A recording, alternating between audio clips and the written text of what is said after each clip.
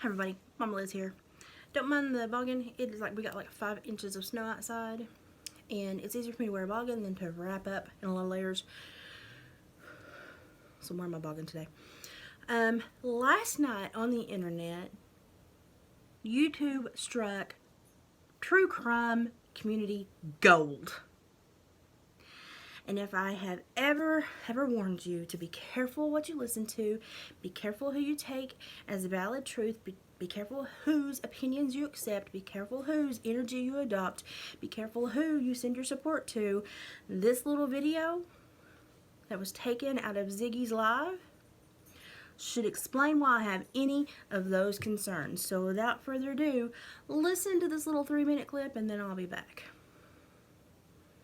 As long as we continue to donate money to this and put ads on these things that we're doing right now, and people are allowed to sell these videos overseas for entertainment, this will go on, and she won't be the last child. This started a year ago. A year ago, we could track this back to these videos being sold overseas for enjoyment. Wow. Go over to the Big Griff. You'll see it for yourself. Even your chats, your comments are translated to other languages to read. He is so upset he was in tears.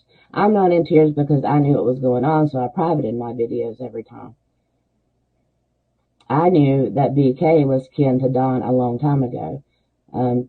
Don's real father's name was Johnny Madison Williams Jr. He was a bank robber back in the day. He robbed banks in California and in Texas. His wife Carol drove the getaway car. She was his 7th wife, actually. Don's mother was Karen, but not Karen Goad. That was when I kept making that point to you guys. Her name was Karen Williams, and she lived in Arkansas. He had a sister named Cindy Moon Mac Williams. All of these people have followed every tragedy that America has had, starting at Ruby Ridge, going to Anderson, South Carolina shootout, then into Waco, which they called Rubyville, and Donnie went by Donnie Roy Boy Wells. Everywhere that they go, they're anarchists. They don't believe in the government. They're sovereign citizens. They go by any name that they choose because they don't have a government name. So this is how they get by with what they do. Whatever name they're arrested on, well, you better go pull that name. You'll find those arrests. But you have to go find every name that they used in every state that they've been in. Well, now they find themselves wanting to make their headquarters in Tennessee. These creators that come on around you guys were all brought in after the fact, after it had already happened this summer. That includes Scott H., cracking cases, and a lot of other people, you guys, were involved in this, and it was money. The people that own the Meadows are Allie's real mother, Allie from Cam and Allie's cracking cases. Wait, do you Her think name is Scott H is Tammy involved? Bishop Eldridge.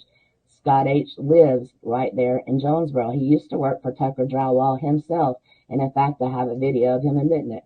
He also bought a truck from Don Wells, but he claimed she was drunk that day, so he didn't remember that was Don Wells. So everything, it doesn't really matter what you believe or not, because the case comes to this. We have all the proof, all the videos, all of them admitting to what they done. The FBI has them, the marshals have it, and the TBI has it. Everybody has it. There's no point in this anymore.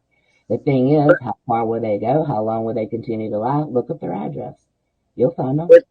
If all that is true, if all that's true, why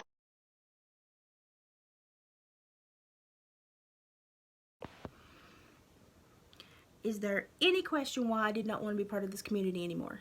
Do you understand now? Do you see it?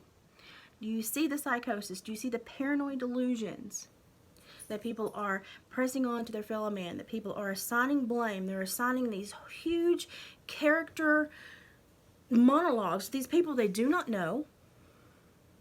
They're calling in three jurisdictions at once. And people believe that? Honey, ain't nobody tripping over 3 jurisdictions. They don't work that way. It don't work that way.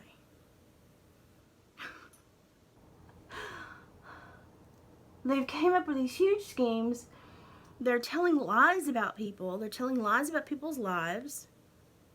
They're creating stress, tension, drama. They're saying that your content's being sold and then translated for overseas entertainment. Well, do you not know that anything that is English normally does get translated so that other people, because YouTube is bigger than just the US and other English-speaking countries. It goes all over the world. So they do translate it sometimes so that other countries can watch it. And YouTube sells content. It does. But they think it's part of this huge conspiracy for another country to use this as entertainment and glean information about our society. Well, I'm sorry, all they're gleaning from this is that we're terribly stupid. If you believe that, they're just gleaning that we're terribly stupid. And that we don't have common sense, and that we will throw our neighbor under the bus before we verify anything. And this is why I retracted. It was getting to a point to where people were selling things as a truth that was absolutely, there was no way it could plausibly be truthful.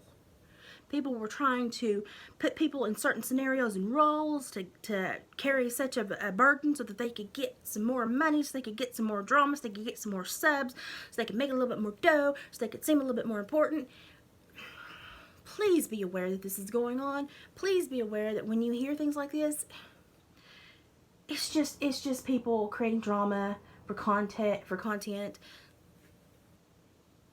to make money. These are not people that are actually doing true crime anything. If they could investigate, they would know that all that they just said was baloney. I mean, that bank robber dude was born in 1951. He had dawned extremely early in life. I mean, it's just, it doesn't make sense. It doesn't make sense. And then the Scott H. Scott H is a pretty good dude. And you can tell by his tone of voice, he's just like, there's no reason these people. Just tell them, yeah, you got it right, and let them go on with their own figment of their imagination. They're going to do it anyway. Yeah, they are. They're going to do it anyway. But they do it more when you give them your energy, when you keep them going, when you keep the hamster in the ball. Stop it. This is dangerous. This is basically just paranoid delusion, and the people that have the most paranoid delusions win the contest, get the most subs, keep the most drama, get the most money, and you're just feeding into what is really harmful for them.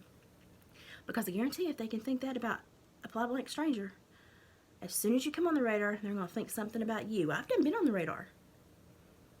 Barely. They don't like to play with me very much, but I've been on the radar. Trying to immediately dump me, but they don't really have a background on me because I have no record. I have no nothing for them to work with. But if they can create a scenario about those people like that, and you become a target, you will be the next scenario. The only way to stop this is to not feed in to their drama. This is not how you're supposed to keep the memory of Summer Wells alive. This is not how a true crime community is supposed to work. This is just perpetuation of stupidity. And I hope you all see it now, and that's why I'm not in that community. And if you are,